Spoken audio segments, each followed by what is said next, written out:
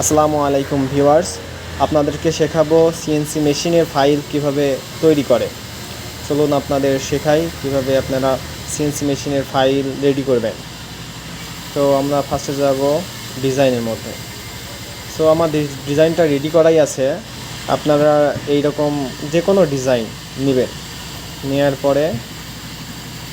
পরে আপনারা টোটালটা ধরবেন, ধরার পরে দেখবেন মাপ ঠিক আছে নাকি, আপনার যে দরজার মাপটা, তো মাপটা ঠিক আছে কি না। যদি ঠিক থাকে তাহলে তো ঠিকই আছে, ঠিক না থাকলে ঠিক করে নেবেন।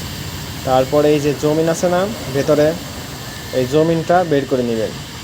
জমিনটা আমি ধরলাম, ধরার পরে এই যে বের করে নিলাম। সো বের করার পরে আমার যে নকশাটা রইলো ওইটা সিলেক্ট করব। সিলেক্ট করার পরে টুল পাথে যাব। টুল পাথ, এই যে দেখেন টুল পাথে যাওয়ার পর কার্ভ, আমরা সবসময় নকশা কাটার জন্য কার্ভে যাব। কার্ভে যাওয়ার পর ফলা সিলেক্ট করব। এখানে কমন আছে, আমরা অ্যাডভান্স করে দেবো। সবসময় অ্যাডভান্স, কমন থাকলে অ্যাডভান্স করার পর এই যে ফলা সিলেক্ট আর 7 মিলি ডিপটা দেখতে পাচ্ছেন, 7 মিলি ডিপ দিব। ডিপ দেওয়ার পর এই যে সিলেক্ট হয়ে গেছে। তো আমরা নকশাটা সিলেক্ট করব। সিলেক্ট করার এখন হচ্ছে সিলেক্ট করছি। সিলেক্ট করার পর আবার টুলপাতে যাব। টুলপাতে যাওয়ার পর এই যে আপনারা দেখছেন টুলপাত, এই যে টুলপাতে গেলাম, এক্সপোর্ট। নকশাটা এক্সপোর্ট করতে হবে আমার। এক্সপোর্ট করার পর আপনারা মন যা খুশি তাই নাম দিবেন। আমি একটা আওড়া কাওড়া দিয়ে দিচ্ছি। তো এই দিয়ে দিলাম। তো যেহেতু 2D নকশা, আপনারাও 2D দিবেন। 2D দেওয়ার পরে আপনার অরিজিন কোথায় সিলেক্ট করবেন। আমি মিডিলে করছি, তারাও মিডিলে যা যা যা খুশি করুক, সমস্যা নাই, তবে মিডিলে করলে ভালো হয়। তারপরে আমরা জমিনটা ধরবো। জমিনটা যেহেতু গ্রুপ করা আছে, শুধু ট্যাপ দিলেই চলে আসবে।